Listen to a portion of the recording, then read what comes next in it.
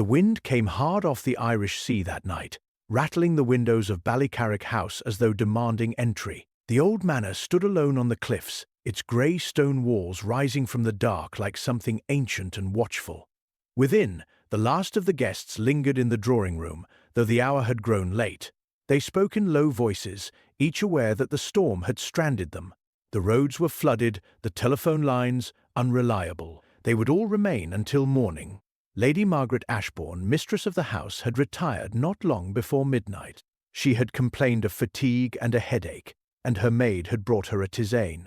Nothing in her manner suggested fear, illness, or the shadow of death.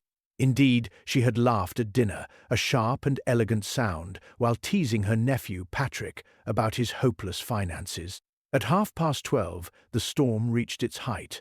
Thunder rolled across the cliffs, and the lights flickered. Several guests remarked upon it. Colonel Fitzgerald, a broad-shouldered man with a red face, insisted on checking the generator. He found nothing amiss and returned, shaking rain from his coat. It was at precisely 1 o'clock that the scream came. It tore through the house, high and sudden, then cut off as if strangled. For a moment no one moved. Then they rushed toward the grand staircase. The maid, pale and trembling, stood halfway down, clutching the banister. "My lady," she gasped. "My lady, something has happened." They reached Lady Margaret's chamber to find the door locked from within. Patrick hammered against it. No answer. The colonel forced the handle. The door held. Finally, at the colonel's insistence, they broke it down. Lady Margaret lay upon the floor beside her bed. Her face was ashen, her eyes wide open. There was no sign of struggle, no overturned furniture, no weapon. Only the storm and the steady ticking of the clock upon the mantel. Dr. Byrne, another guest, knelt beside her. After a moment he rose slowly. "She is dead." The maid began to sob. Patrick stared as though he could not comprehend. "But how?" he demanded. "She was well, perfectly well." Dr. Byrne hesitated. "It appears to be poison, though I cannot yet say which." They searched the room. The windows were bolted, the fireplace cold. No hidden passage. The key remained in the lock on the inside. "It is impossible," murmured one of the ladies. And yet there was something else. Upon the bedside table lay a small object, a child's toy, an old wooden spinning top, painted in faded red and blue. It did not belong to the house. The maid swore she had never seen it before, nor had any of the guests. Patrick picked it up. "What is this doing here?" No one answered. The toy seemed absurd in that elegant chamber, beside the silver brush and crystal perfume bottles. It bore no mark, no initials. It was cheap, common, and entirely out of place. "Perhaps it fell from somewhere," suggested the colonel. "There is nowhere," Dr. Byrne replied. "The room was locked." They looked again, as if the walls might reveal their secrets. The storm raged on. By morning the local constable had arrived, soaked and bewildered. He listened, examined, and shook his head. A locked room, poison, no intruder, and this toy. It makes no sense at all. Patrick, exhausted and hollow-eyed, spoke at last. "There is one man who might understand such madness. He is in Dublin, I believe. A Belgian. A detective." The constable frowned. "You mean to say?" "Yes. Send for him at once. If anyone can untangle this, it is he." Outside, the sea struck the cliffs in relentless fury. Inside Ballycarrick House, the spinning top rested on the table, motionless and silent, as though waiting.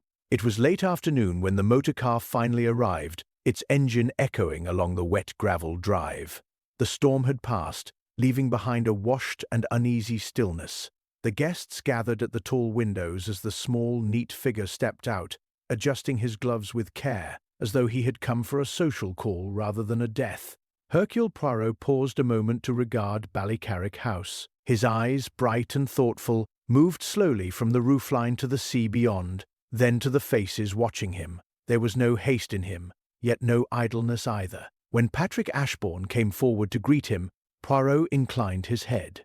"You have had a tragedy, monsieur." "I am most sorry." Patrick, worn and hollow, led him inside. The others watched in silence, as though something had shifted merely by the man's presence. The constable began at once, explaining the facts in careful, earnest detail. Poirot listened without interruption. He asked only small questions: at what hour the scream was heard, who had last seen Lady Margaret, whether any guest had left the drawing-room before midnight. His voice was gentle, but each inquiry seemed to tighten the room. At last he said, "And now, if you please, I will see the chamber." They went upstairs. The door, newly repaired, still bore the marks of force. Poirot examined it, touching the wood lightly. No one entered after it was locked. "No," said the constable. "We are certain." Poirot nodded and stepped inside. The room appeared unchanged. The bed was neat, the curtains drawn back. The sea lay beyond the window, calm now, almost innocent. He stood very still. Dr. Byrne hovered nearby. "You see, there is nothing." "But there is always something," Poirot murmured. He walked slowly about the room, not searching as the others had done, but observing. His gaze lingered upon the mantel clock, the arrangement of perfume bottles, the position of the chair. He crouched near the floor where Lady Margaret had fallen. And the body was found here? Yes. No sign of struggle. None. Poirot rose. His attention moved to the bedside table. There lay the spinning top. He did not touch it at once. Instead, he bent close, studying it as though it were a rare jewel. "A curious object," he said. "It means nothing," Patrick replied. "We have all said so." "Ah, but we must never say that, monsieur." "In my experience, the smallest thing means the most." He lifted the toy delicately. It was worn smooth in places. The paint was chipped. He set it upon the table and gave it a gentle twist. It spun briefly, wobbling before falling. Poirot watched its motion with great interest. "Who among you has children?" he asked suddenly. There was a pause. Colonel Fitzgerald shook his head, Dr. Byrne also. One of the ladies spoke softly. "My sister's children visited last year, but no toys were left behind." Poirot turned to the maid. "And you, mademoiselle, you have never seen it?" "Never, sir, I swear it." Poirot smiled faintly. "Yeah, I believe you." He crossed to the window and examined the latch. He tested it, then the bolts. All secure. The fireplace, too, he inspected. He ran a finger along the grate, then looked at the faint trace of grey upon his glove. The fire was not lit last night. No. Poirot said nothing. Instead, he walked back toward the bed. "Tell me," he said to Patrick, "your aunt had enemies." Patrick hesitated. "She was formidable, but nothing like this." "Money?" "Yes, a great deal." "Ah." Poirot nodded thoughtfully. Then, quite suddenly, he turned. "You were all in the drawing-room when the scream came?" "Yes. Oh." "Yes." Poirot's gaze moved slowly from face to face. "And yet," he said softly, "one of you lies." The silence that followed seemed heavier than the storm had been. He smiled, but there was no warmth in it, for already I see the first deception. It is very small, but it will grow. The words lingered long after they were spoken. No one protested immediately. It was as though each person feared that any denial might draw attention where it was least desired. The sea, visible beyond the tall windows, moved in slow, indifferent swells. Poirot clasped his hands lightly behind his back. "We will begin again," he said in his mild, almost apologetic tone. "Each of you will tell me precisely what occurred between 11 o'clock and the moment of the scream. Not what you believe happenedly, what you saw and did." They returned to the drawing-room. Tea was brought, though few touched it. Colonel Fitzgerald spoke first. His account was firm, clipped. He had remained in the armchair by the hearth from 11:30 onward. He had discussed military matters with Dr. Byrne.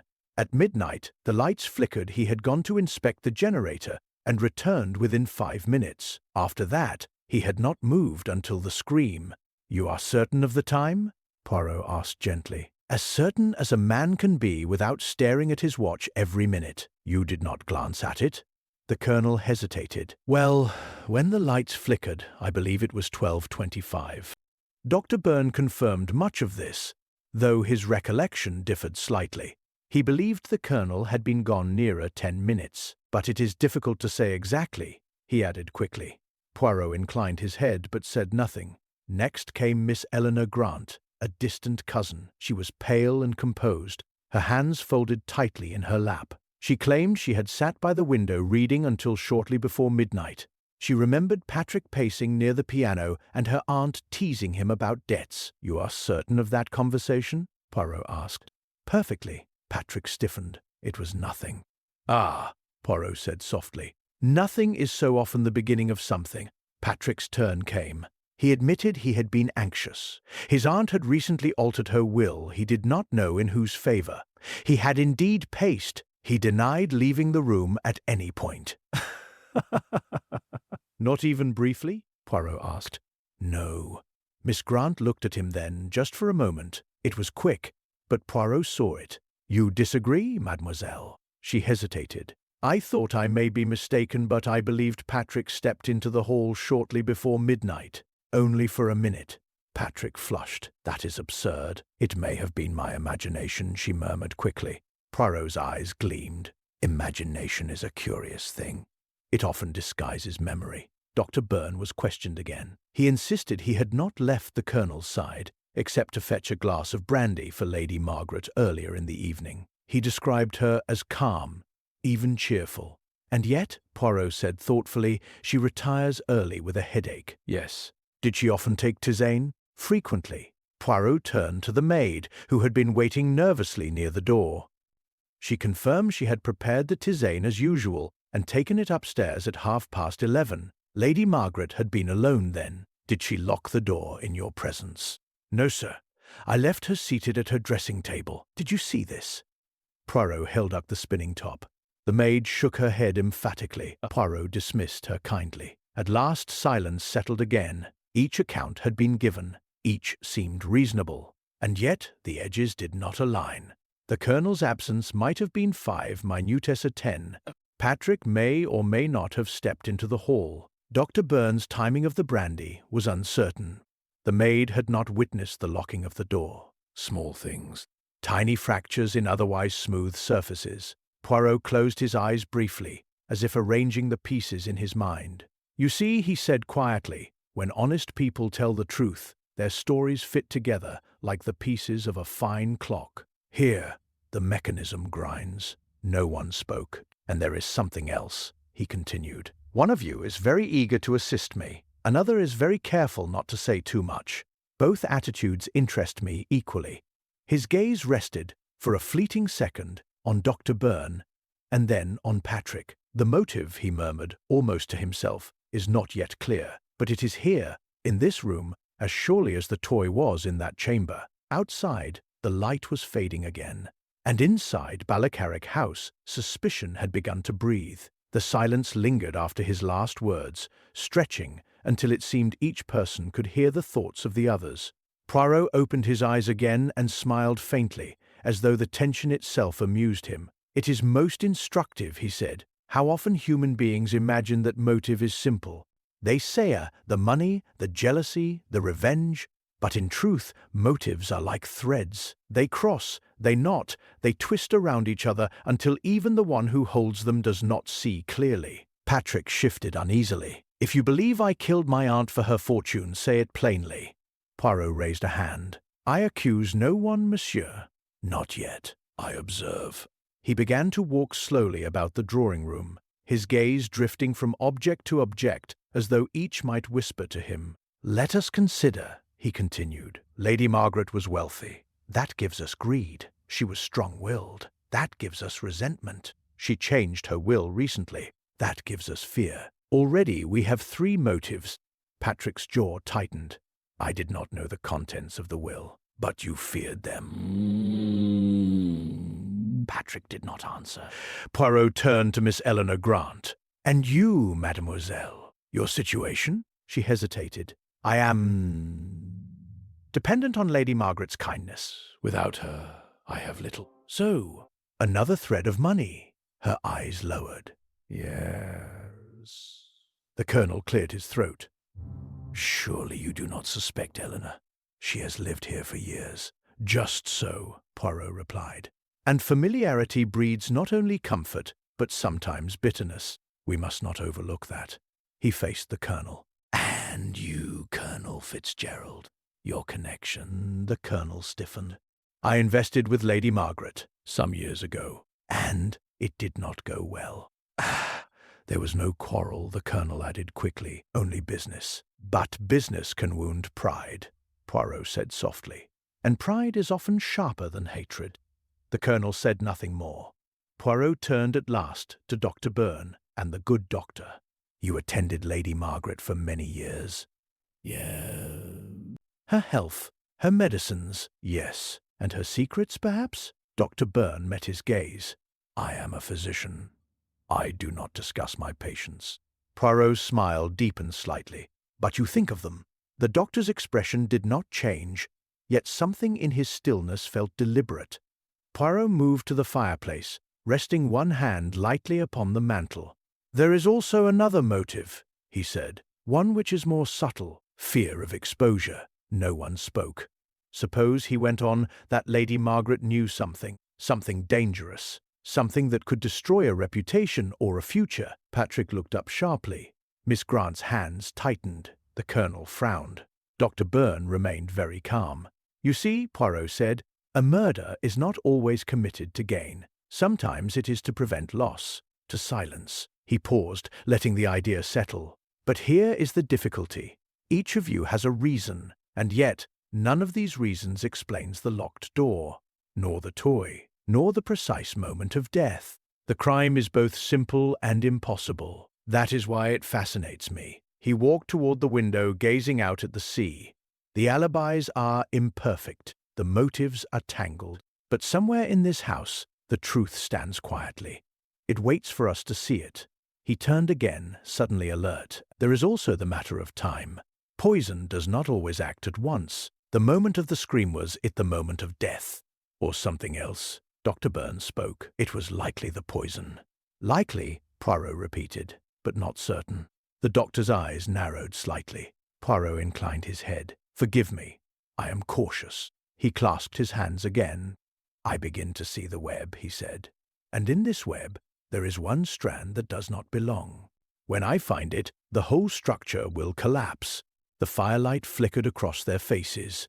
Outside, the evening deepened, and the house seemed to close around them, holding its secrets as tightly as the locked room had held its dead. The following morning brought with it a strange sense of anticipation, as though the house itself expected a conclusion. The sea lay calm beneath a pale sky, and for the first time since the tragedy, sunlight entered the rooms of Ballycarrick House. Yet the brightness did little to ease the tension. It was the constable who arrived first in the drawing-room, his boots still damp from the garden. His face bore the flushed excitement of a man certain he carried good news. I believe we have it, he announced. All eyes turned to him. Patrick rose at once. Miss Grant looked startled. Colonel Fitzgerald frowned. Hercule Poirot, seated near the window, merely raised his brows. Indeed, he said. The constable held up a small envelope. This was found in the study desk, hidden beneath the ledger. It contains a letter written by Lady Margaret only 3 days before her death. Patrick stepped forward. What letter? The constable unfolded it. It states that she intended to disinherit you, Mr. Ashbourne, entirely. She had already signed a new will, leaving her estate to Miss Grant. The room seemed to tilt. Patrick stared at Miss Grant. You knew? Her face drained of color. No, I swear I did not. The constable cleared his throat. There is more. The handwriting appears genuine, and the will itself was found with the solicitor in town. It is valid. The silence broke into fragments of whispers. Patrick's voice was raw. This proves nothing. It proves motive, the constable said firmly. And we have also confirmed that you left the drawing-room shortly before midnight. The maid saw you in the corridor. Patrick's head snapped up. That is a lie. The maid, standing near the door, trembled. I saw someone, sir. I thought it was you. The constable continued. And we have examined the tisane cup. There were traces of poison in it. You had opportunity, you had motive, and you were not where you claimed to be. Patrick's hands clenched. This is madness. It is justice, the constable replied. You administered the poison earlier in the evening.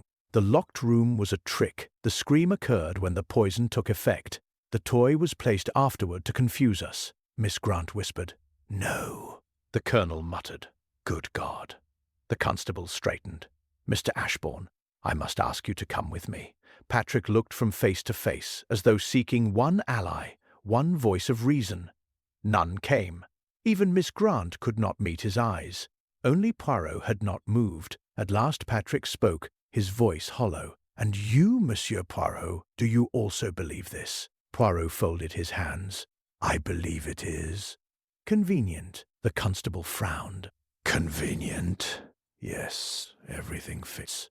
The motive, the opportunity, the evidence. It is a most admirable solution, but—" Poirot's gaze rested on Patrick. "But I do not admire it." The constable bristled. "The facts are clear." "Are they?" Poirot rose slowly. "You say the poison was in the tisane. Yet Lady Margaret did not cry out when she drank it. She screamed at 1 o'clock. Why?" The constable hesitated. "The poison may act slowly, perhaps. But then why the locked door? Why the toy? Why the scream at that precise moment?" The constable shifted. "Those are details." Poirot shook his head gently. "No, my friend. In a perfect crime there are no details. There are only truths." Patrick said hoarsely, "You think I am innocent?" Poirot did not answer. Instead, he walked to the table and picked up the spinning top. He turned it in his fingers, watching the worn paint catch the light. "Tell me," he said quietly, "if Mr. Ashbourne wished to confuse us, why choose this? It is absurd. It attracts attention. It invites questions." The constable frowned. "To mislead. But a clever murderer does not mislead with nonsense. He misleads with reason." The room was very still. Poirot set the toy down again. "I fear," he said softly, "that we celebrate too soon. The true killer remains among us, and if we are not careful, he or she may act again before we see the truth." Outside, the calm sea glimmered, but within Ballycarrick House, the shadows had not yet lifted. For a long moment after his words, no one moved. The constable, unsettled but stubborn, withdrew his hand from Patrick's arm, though he did not step away. The tension in the room deepened, shifting from certainty to unease. Poirot remained standing beside the table, his fingers resting lightly on the spinning top. His eyes, however, were not on the toy. They were on Dr. Byrne. "It is curious," he said, almost conversationally, "how the past insists on returning. One may bury it, ignore it, pretend it is forgotten, but it waits. And then, at the most inconvenient moment, it rises again." Dr. Byrne's voice was calm. "What are you suggesting?" "Only that we have not yet asked the correct questions." Poirot turned to Patrick. "Monsieur, your aunt lived many years here, but she did not always live in Ireland, is it not so?" Patrick frowned. "No. She spent much of her youth in England, later in South Africa. And during those years she had acquaintances, partnerships, friendships, enemies." "I suppose so." Poirot nodded. "Yes. And some of those acquaintances are present in this house today." The colonel stiffened. "What do you mean?" Poirot smiled faintly. "You knew Lady Margaret long before your unfortunate investment, Colonel Fitzgerald. Did you not?" The colonel hesitated. "We met in Johannesburg many years ago. And Dr. Byrne." The doctor's gaze did not waver. "I also practiced there for a time." Miss Grant looked up sharply. "I never knew that." Poirot inclined his head. "It is natural. Such details seem unimportant until they are not." He began to pace slowly. "In Johannesburg, there was an incident. A scandal, one might say. A business venture that ended badly. A man ruined. A child left orphaned." Patrick stared. "What are you talking about?" Poirot stopped. "There was a man named Thomas Grant." Miss Grant gasped softly. "Yes," Poirot said gently. "Your father." Her hands trembled. "He died when I was young. I was told it was illness." "He died in disgrace," Poirot said, "after being accused of fraud. The accusation was supported by Lady Margaret and Colonel Fitzgerald. The doctor's testimony confirmed certain medical irregularities." The colonel's face darkened. "That was decades ago." "Indeed. And yet the consequences endured. The child Eleanor Grant was brought here, raised in the very house of the woman who had destroyed her father." Miss Grant shook her head weakly. "No, no, it cannot be." Poirot's voice softened. "You did not know.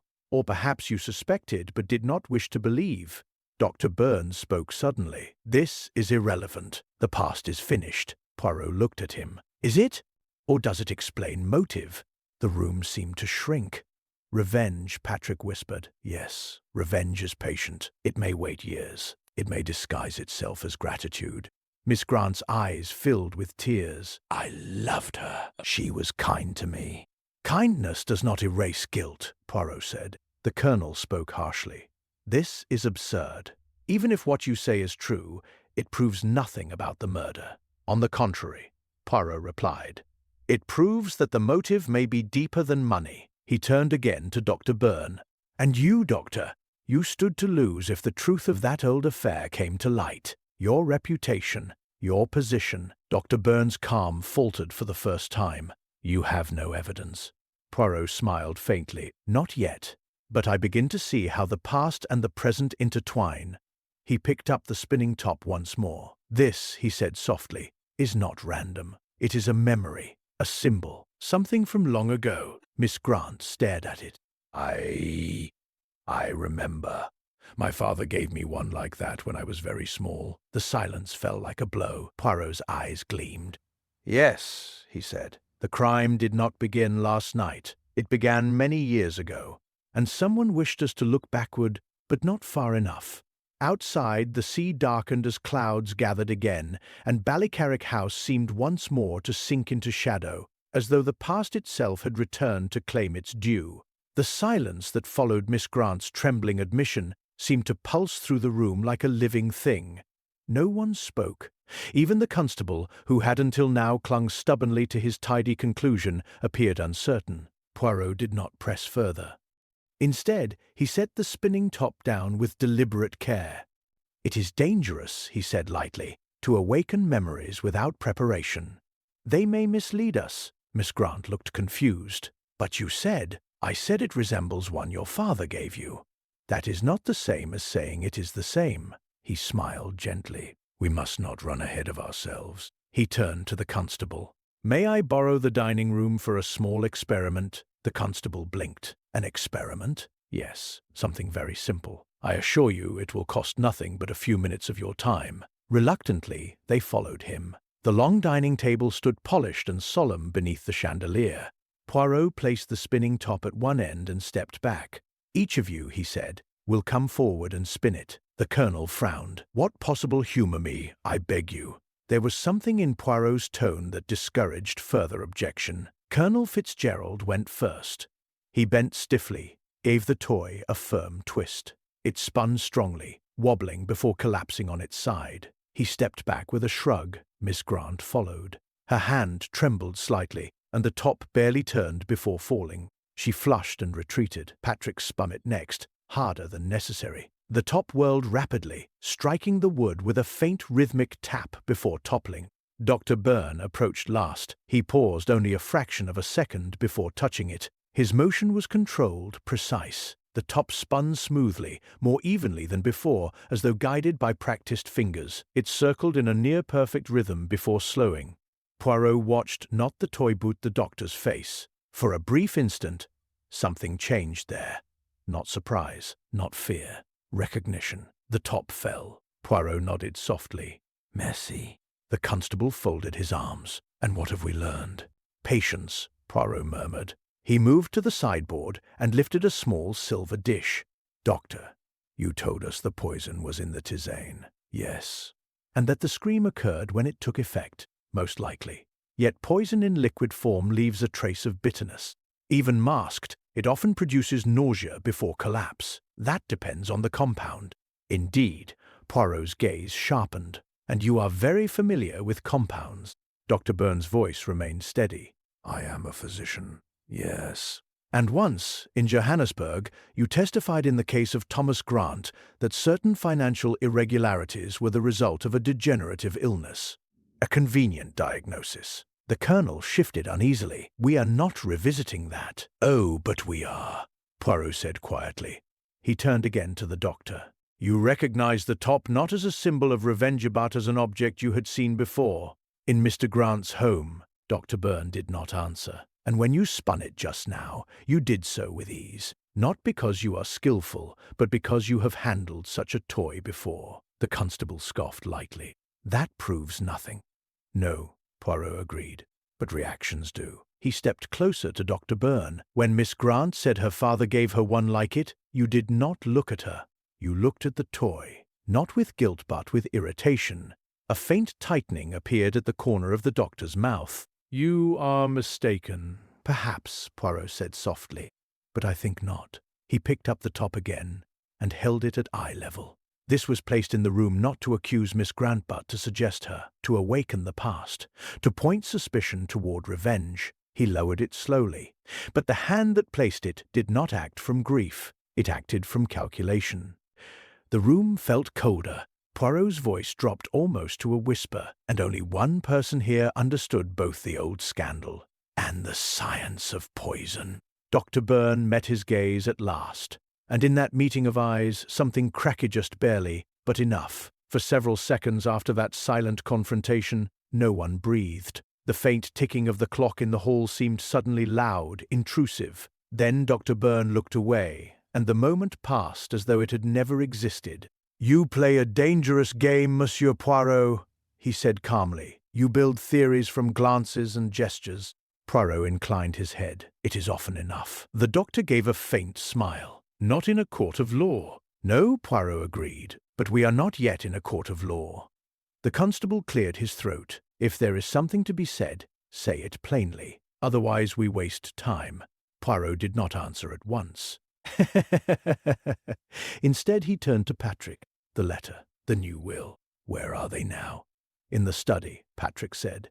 You saw them. Then I would like to see them again. They moved at once, as though driven by a shared urgency. The study smelled faintly of dust and leather. The desk stood near the window overlooking the sea. The constable stepped forward with confidence. I locked the drawer myself. He reached for it, produced the key, and opened it. Then he stopped. The drawer was empty. For a moment no one spoke. The absence seemed unreal, as though the objects might reappear if one blinked. That is impossible, the constable said at last. He searched again, opening every compartment, rifling through papers. They were here. The letter, the copy of the will. Patrick stared. You are certain? I saw them myself. Miss Grant whispered. Someone has taken them. The colonel swore under his breath. But how? We have all been together. Poirot's eyes moved slowly from one face to another. Have we... The constable turned sharply. Are you suggesting one of us slipped away? I suggest only that opportunity exists where we do not expect it. Dr. Byrne spoke evenly. This proves nothing. The documents may have been misplaced. By whom? Poirot asked. The doctor did not reply. Patrick said suddenly, the maid. She has been moving about the house. The maid, pale with fear, shook her head violently. No, sir, I never came here. The constable looked uncertain. The door was locked. Was it? Poirot asked softly. The constable flushed. Of course. Poirot stepped closer to the desk. He examined the lock, the key, the wood around it. His fingers traced the edge where faint scratches marred the polish. Curious, he murmured. What is it? Patrick demanded. This drawer has been opened before, Poirot said. Not with the key. The constable's face darkened. You mean forced? No, picked. A ripple passed through the room. The colonel said harshly, then the thief intended this. Yes. Miss Grant's voice trembled. But why? The letter only proved exactly, Poirot said. It proved something, or seemed to. He straightened. Consider. The disappearance of these documents weakens the case against Mr. Ashbourne. Yet it also destroys our understanding of motive. It returns us to uncertainty. The constable frowned. You think the murderer took them? I am certain. Dr. Byrne spoke quietly. Or perhaps someone wished to protect Patrick. Patrick looked at him sharply. Poirot shook his head. No, this was not an act of loyalty. It was an act of control. The murderer wishes to shape the investigation, to guide suspicion, to remove obstacles. He moved to the window. Outside, the wind had begun to rise again. And it tells us something else, he continued. The killer is afraid. Afraid, the colonel repeated. Yes. For the first time, the truth has come too close. So close that desperate measures are required. The constable said grimly, then we must search everyone, their rooms, their belongings. Poirot turned back. You may do so, but you will find nothing. Why? Because the evidence is already gone. Destroyed, Poirot smiled faintly. Perhaps. Or hidden where we least expect. The tension grew heavier. Miss Grant looked from one face to another. How can we trust anyone now? Poirot answered gently. We cannot. He clasped his hands. The game has changed. The murderer has moved against us. And when a hunter becomes the hunted, he grows more dangerous. The wind struck the house again, rattling the glass. And Poirot said softly, this means the end approaches. For the one who steals evidence has already begun to lose control. The wind did not abate as evening fell. It rose instead, shrill and restless, driving spray against the windows and pressing itself against the old stones of Ballycarrick House as though determined to force entry. Inside, doors were checked, windows latched, voices lowered. Suspicion had become a living presence among them. Poirot insisted they remain together in the drawing-room after supper. No one objected. Even the colonel, who had bristled at the idea of fear, seemed relieved by the proximity of others. The murderer, Poirot said quietly, has taken a risk by removing the documents. A risk born of urgency. That urgency makes him dangerous. You speak as though you are certain it is a man, Miss Grant murmured. Poirot inclined his head. A manner of speech, mademoiselle. The constable stood near the door, arms folded. If there is another attempt at mischief, it will not pass unnoticed. Poirot did not answer. His gaze had drifted toward Dr. Byrne, who sat unusually silent, fingers steepled beneath his chin. It was nearly 10 o'clock when the lights flickered again. This time the room fell into sudden darkness. A cry broke from Simone Sharp, startled. "Stay where you are," the constable shouted. The darkness lasted no more than 10 seconds before the emergency lamps in the corridor cast a dim glow through the doorway. The chandelier sputtered back to life. They blinked in the returning light. Dr. Byrne's chair was empty. For one heartbeat, no one understood what they were seeing. Then Patrick leapt to his feet. He was just there. The constable rushed forward, pushing the chair aside. "Doctor," there was no answer. Poirot was already moving. "The corridor," he said sharply. They hurried out. The house seemed to echo with the wind's howl. A faint sound drifted from upstairs, a dull thud, followed by silence. "The bedchambers," Patrick whispered. They ran. Lady Margaret's room stood at the end of the corridor. Its repaired door was slightly ajar. The constable pushed it open. Dr. Byrne lay sprawled near the bedside table, very place where Lady Margaret had fallen. His eyes stared upward, unseeing. A thin line of blood traced from his temple where he had struck the corner of the marble washstand. Miss Grant gasped. The colonel swore softly. Poirot knelt at once. His fingers moved to the doctor's throat. A pause. Then he looked up. "He is alive." A collective breath escaped. The constable bent close. What happened? Dr. Byrne's eyelids fluttered. He inhaled sharply, wincing. "The second was struck," he murmured weakly. "From behind." "By whom?" Patrick demanded.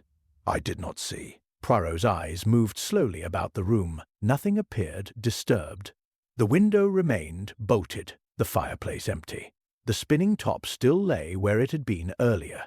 But something else was different. "The carpet," Poirot said softly. They looked down. Near the door, faint but visible, were wet footprints. Not manually 2 or 3 partial impressions. They led inward, but not outward. The constable straightened. Someone entered while the lights were out. "Yes," Poirot said, and attacked him. "Perhaps," Dr. Byrne groaned faintly. "I came to check something." I felt uneasy. Then the lights went out. I heard a movement. Then a thing. Patrick looked pale. "This proves it. The killer is desperate." The colonel nodded grimly, trying to silence him. Poirot did not respond. Instead, he studied the footprints more closely. They were narrow, light, and curiously shallow, as though made by someone who had stepped carefully. He rose slowly. "The murderer grows bold," he said quietly. "But boldness is often a mask." Dr. Byrne was helped to his feet, unsteady but conscious. As they led him from the room, Poirot remained behind a moment longer. His gaze rested not on the door, nor the window but on the bedside table. The spinning top was no longer where he had last seen it. It had been moved just slightly, turned a few inches closer to the edge. A subtle shift, deliberate. Poirot's expression hardened almost imperceptibly. The game, it seemed, had entered its final and most dangerous phase. The night that followed the theft of the documents was restless and uneasy. No one trusted the silence of Ballycarrick House any longer. Doors were locked, footsteps were listened for, and every small sound carried weight.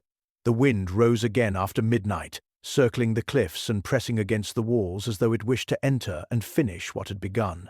In the early hours, Hercule Poirot sat alone in the drawing-room, a small lamp burning beside him. The spinning top lay on the table before him. He had not touched it for some time. Instead, he watched it as though it might move of its own accord. At last he gave it a gentle push. It turned slowly, wobbling, then fell. Poirot leaned back and closed his eyes. The chaos of the past 2 days passed through his mind in fragments: the scream, the locked room, the old scandal, the missing will, the sudden fear in certain eyes. He did not search for answers. He waited. The faint creak of the floor made him open his eyes. Miss Grant stood at the doorway. She looked pale, exhausted. "I could not sleep," she said. "Nor I," Poirot replied gently. "You wish to speak?" She came forward hesitantly. "I have been thinking about what you said, about my father, about the past." "Yeah." "I remembered something. Not about the toy. About Lady Margaret." Poirot sat forward. "When I was a child, she used to tell me that truth was like the tide. It always returned, no matter how long it was hidden." Poirot nodded slowly. "She also had a habit," Miss Grant continued. "When she was troubled, she would rearrange things, small things, objects on tables, books on shelves. She said order helped her think." Poirot's eyes sharpened. "You are certain?" "Yes. The maid often complained about it.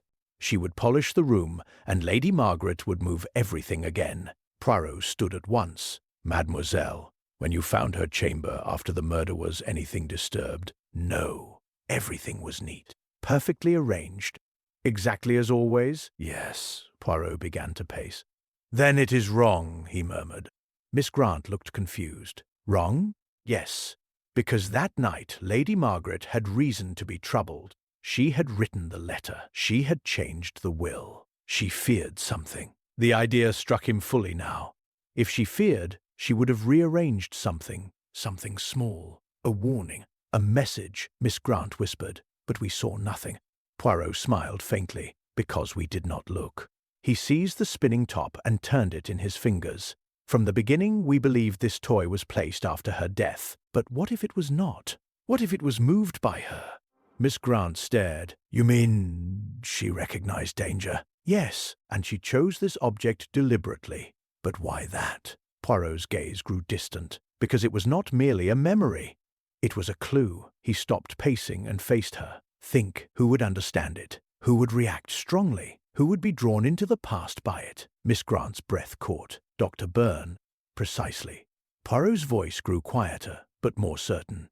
"The toy was not meant to accuse you. It was meant to expose him. She knew he feared the past. She placed it where he would see it." Miss Grant's hands trembled. "Then she knew he meant to kill her." "Yes." "And the poison?" Poirot nodded.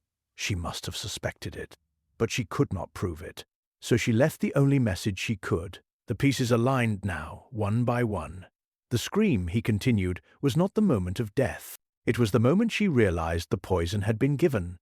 The moment she placed the toy," Miss Grant whispered. "But the locked door," Poirot's eyes gleamed. "That, too, begins to make sense. The killer did not need to enter afterward. He only needed to ensure the poison acted at the right time. He walked to the window. The sea lay dark, but steady. The missing documents, the false motive, the manipulation of suspicion, it is all the same mind, orderly, precise, controlling." He turned back, his expression now calm and resolved. "The pattern has been before us from the beginning. We only saw fragments." Miss Grant said faintly, "You know who it is." "Yes, but you are not certain enough." Poirot smiled. "I am certain, but now we must prove it." Outside, the wind dropped suddenly, as though the world itself paused in anticipation. And within Ballycarrick House, the truth, long hidden in plain sight, was finally beginning to emerge. The first pale light of dawn crept across Ballycarrick House, illuminating the corners that had seemed so impenetrable the night before. Poirot moved quietly among the assembled guests. each of whom had spent a sleepless night, eyes wide with uncertainty and fear. The tension in the house was no longer simply about the crime, it had become personal, almost tangible, pressing down on everyone like the weight of a storm. Poirot spoke softly, yet every word carried its weight. The pattern we observed is not merely cleverness or calculation. It is desirione that has festered for years, hidden beneath the guise of propriety, patience, and civility. He paused, letting the words settle. And now, the motive must be laid bare, in all its depth. He moved toward Dr. Byrne, who sat rigidly in the far corner, hands clasped tightly, face pale and composed. "You understand, n'est-ce pas? That all of these trivial misdirections, the missing will, the spinning top, the locked room key were meant to obscure the true reason. Not greed, not vengeance, not even revenge for the old scandal alone." Dr. Byrne's lips pressed into a thin line, but he said nothing. Poirot's gaze did not waver. "You see, Doctor, Lady Margaret's wealth was merely the instrument. The control, the fear she instilled, the knowledge she possessed, was the key." He circled slowly. "You were never threatened by her fortune, no. It was the power she held over the lives of those around her, and more importantly, over your own." The constable shifted uncomfortably. "Over his reputation, perhaps." "But surely not, yes," Poirot interrupted gently. "You feared exposure. You feared that the past long buried in shadows might surface and ruin you completely. The scandal in Johannesburg, the connections you so carefully masked, the subtle manipulations you employed for decades all risked being revealed. Lady Margaret understood.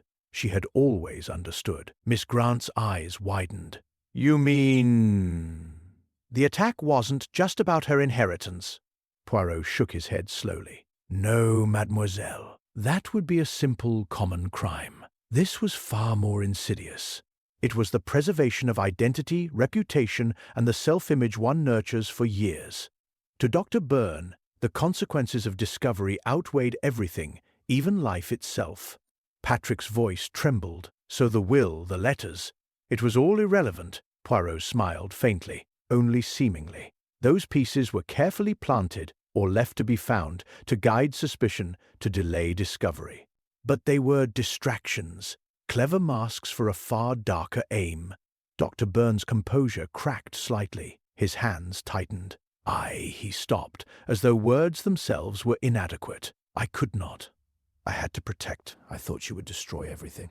"Yes," Poirot said gently. "Everything that you had built. Your practice, your standing, your carefully maintained life. Fear of ruin, fear of disgrace, fear of being unmasked thieves were your true motives. Not greed, not jealousy, not revenge, but the psychological necessity to preserve yourself, to eliminate the one who could expose you." He stepped closer. "And to do so, you employed every measure you believed: cunning poison, misdirection, manipulation, and, most tellingly, the attempt to remove the documents. You wanted not only to act, but to shape the perception of your actions, to control the investigation even before it had begun." Poirot's gaze softened slightly. "It is a fascinating, terrible psychology. The mind convinced that it is justified because survival, reputation, and fear are at stake. And in that fear, a willingness to commit unspeakable acts." Dr. Byrne's eyes darted toward the window, then to the floor.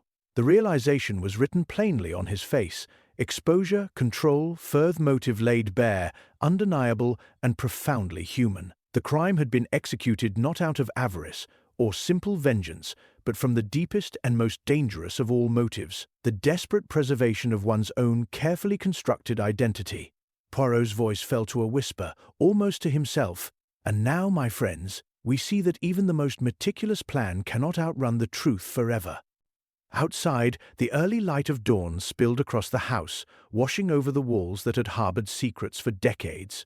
And in that light, the hidden motivedark, obsessive, and wholly human stood revealed, sharper than any will, louder than any scream. Poirot rose from his chair and moved deliberately toward the center of the drawing-room. The others watched him with a mixture of awe and unease. Even the wind seemed to pause outside Ballycarrick House, as though anticipating the final act. He turned slowly, taking in every face. Patrick, pale and restless, Miss Grant, trembling yet alert, the Colonel, rigid with suspicion, and Dr. Byrne, who sat stiffly in his chair. hands clasped tightly, eyes flicking from one corner of the room to another. Dr. Poirot began, his voice calm but carrying an edge of steel. "We have spoken much in recent hours. The pattern has emerged, the motives have been revealed, and now we arrive at the final moment." The doctor shifted slightly, as though preparing for a fight, though his hands remained on his knees. "Do you understand," Poirot continued, "that every action, every misdirection, every stolen documental of It observed, noted, and anticipated?" Dr. Byrne's jaw tightened.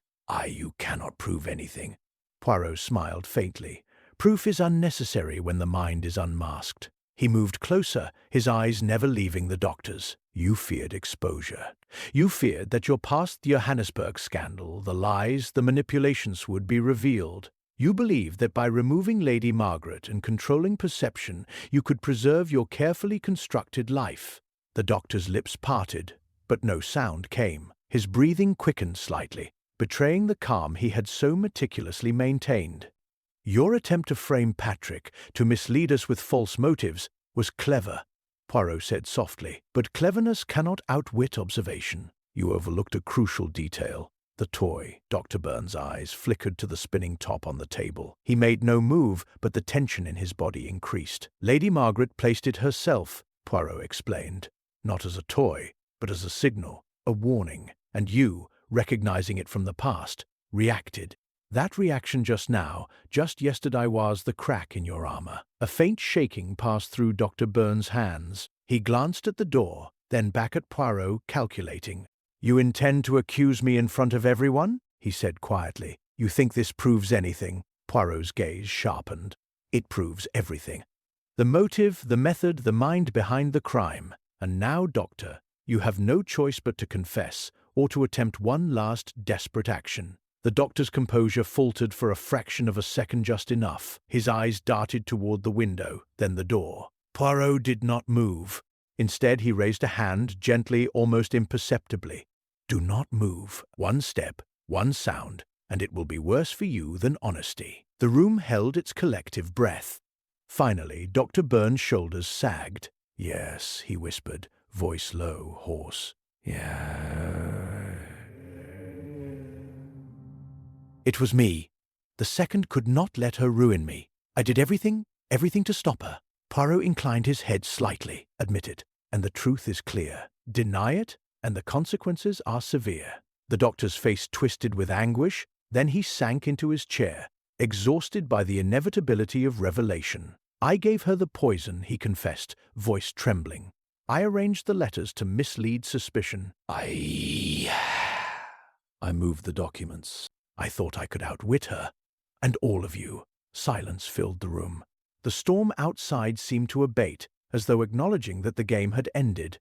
Poirot stood still for a moment, observing, allowing the weight of the confession to settle. Then he spoke softly to the others. "And now justice will follow its course. The threat is ended, the pattern revealed, and the truth at last stands complete." Patrick exhaled shakily.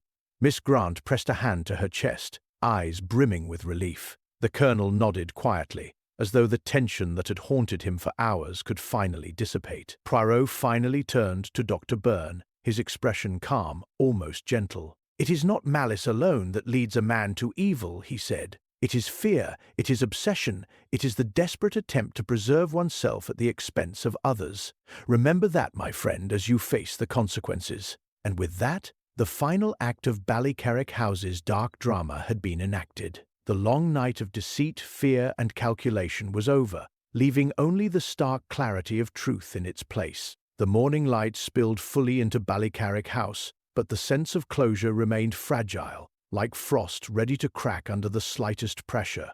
The household moved slowly, subdued by exhaustion and the weight of recent revelations. Dr. Byrne had been detained, and the constable had begun preparations to notify the authorities formally. Miss Grant and Patrick sat together near the hearth, still pale but relieved. Even Colonel Fitzgerald had retired to his room to collect himself, though his gaze remained wary, sharp, with lingering suspicion. Poirot, however, paced the drawing-room with a calm intensity that made the others uneasy. His mind, always several steps ahead, did not dwell on relief. Something, he felt, was unfinished. He stopped suddenly. turning toward the fireplace, his eyes fixed on the faint smudge of soot on the hearthstone, something barely noticeable, overlooked by everyone. He knelt and examined it closely. The mark was fresh, not from the storm nor from recent fires. Then, as he straightened, he noticed something else, the faint odor of an aromatic compound, one used in cleaning powders and certain medicinal tinctures. It was subtle, almost imperceptible, but Poirot's senses had never failed him. He rose and moved quickly to the writing desk, where the documents had once been kept. The drawer remained empty, and the key still lay on the table, yet the memory of the missing will and the letter gnawed at him. Something about their disappearance did not sit well, even after Dr. Byrne's confession. "Miss Grant," he said softly, drawing her attention, "you remember that the documents vanished under mysterious circumstances?" She nodded. "Yes, but," Dr. Byrne admitted, taking them. "Ah, but did he?" Poirot murmured, pacing again. "He admitted to manipulation, to the crime." "Yes, but what of the documents themselves? They were never found with him. He could have acted only after they had served their purpose." Patrick frowned. "I do not understand. You mean he did not take them?" Poirot smiled faintly. "Precisely. Someone else, someone unseen, manipulated the final acts of the play. Someone who allowed Dr. Byrne to fall into our carefully constructed trap, knowing he would be exposed, yet all the while preserving a separate agenda." The room grew still, a tension that cut sharper than any previous moment. Miss Grant's lips parted. "You mean there is another?" Poirot nodded slowly. "Yes. The true architect of this tragedy has remained in the shadows, allowing events to unfold almost as if playing pieces on a chessboard. Dr. Byrne was but a pawn, manipulated by fear, greed, and opportunity." The constable, who had returned to the room, stiffened. "Are you suggesting someone else orchestrated the whole thing?" Poirot's eyes swept the room, landing finally on Colonel Fitzgerald.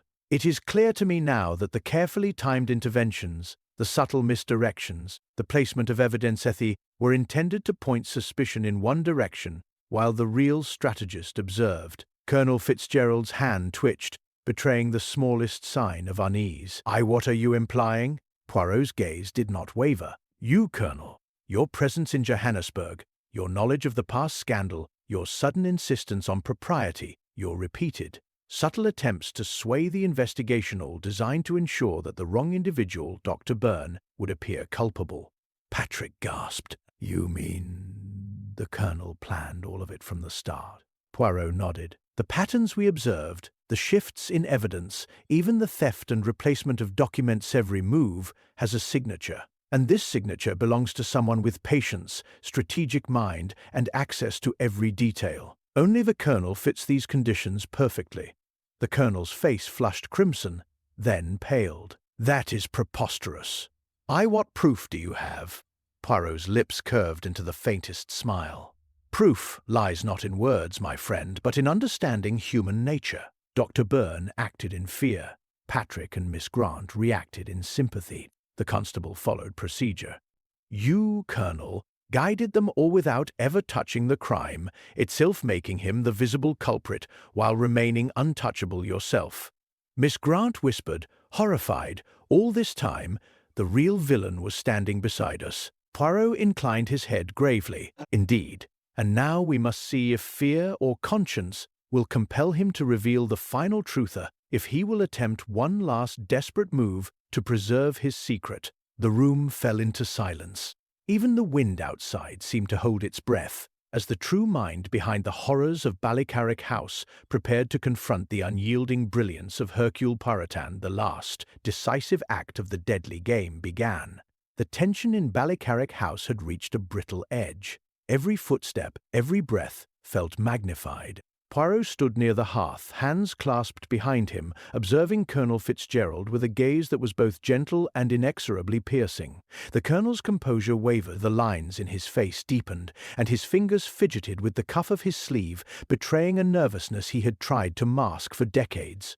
Poirot spoke softly, deliberately. "Colonel, the game is revealed. The strategy you employed, the subtleties of manipulation, the careful orchestration of Dr. Byrne's fall none of it is hidden from my eyes. And yet, I offer you a choice. Reveal all now, or leave, knowing that the truth will follow you relentlessly." Colonel Fitzgerald's jaw tightened. He took a step back toward the window, as though the night itself might provide him a means of escape. "And if I refuse?" he asked, voice low but controlled. "What then?"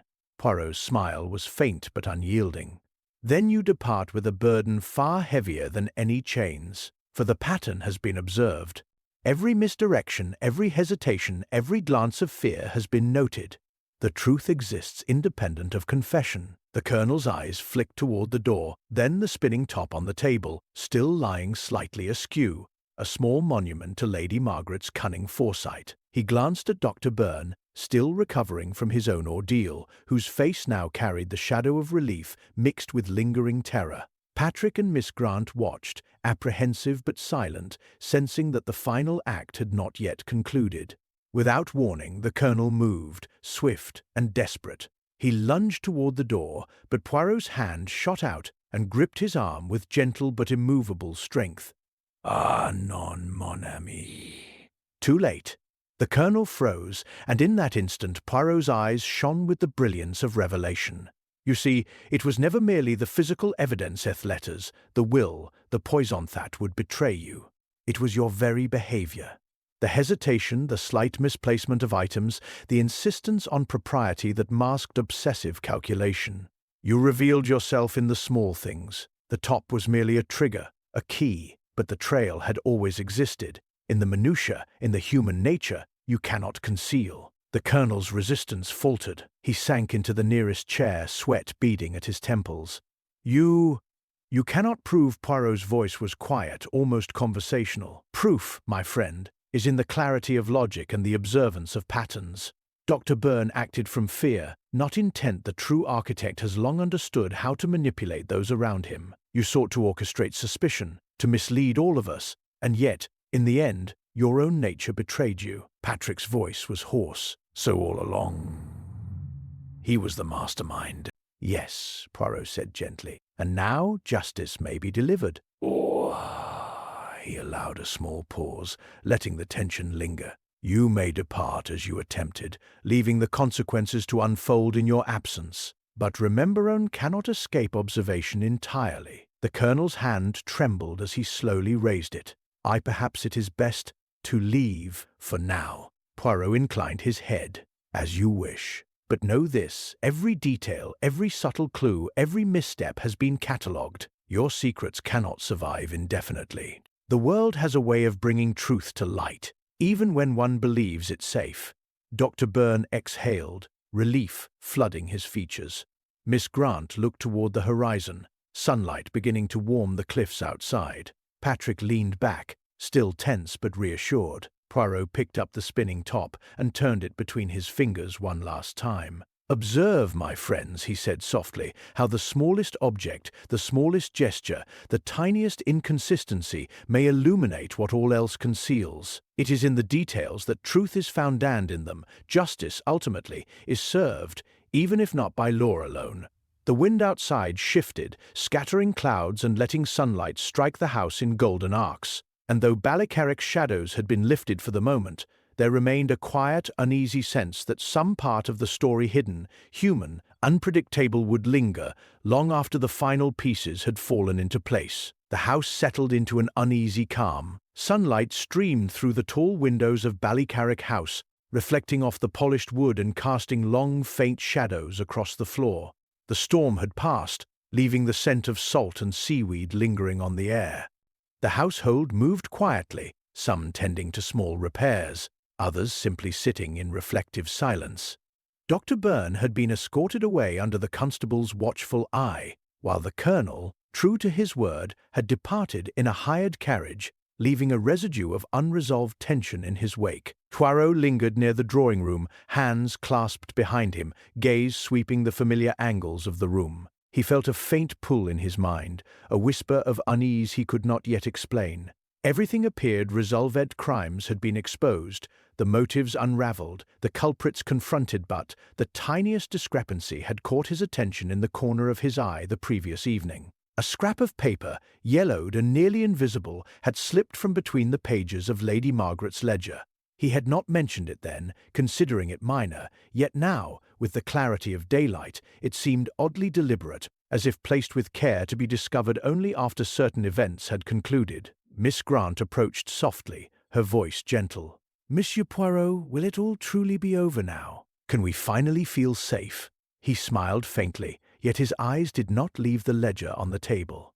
"Mademoiselle, there is always some shadow remaining in the corners. Humans are not so neat as the puzzles we arrange for them. Even when the most intricate deception is unmasked, small secrets linger." Patrick, standing near the doorway, frowned. "You mean there could still be another scheme? Another plot we don't see?" "Perhaps," Poirot replied, his tone almost playful. "Or perhaps merely a detail, a whisper of the past that will stir curiosity, question assumptions, and remind us that life is rarely so tidy. Observe, Patrick, how the smallest object, the tiniest anomaly, may foreshadow a truth yet to reveal itself." He moved to the ledger and carefully lifted the yellowed scrap. On it was a fragment of a note, barely legible. "Not everything is as it seems," Miss Grant gasped softly. "But that could be from years ago." Poirot nodded, eyes sharp. "Indeed, it may.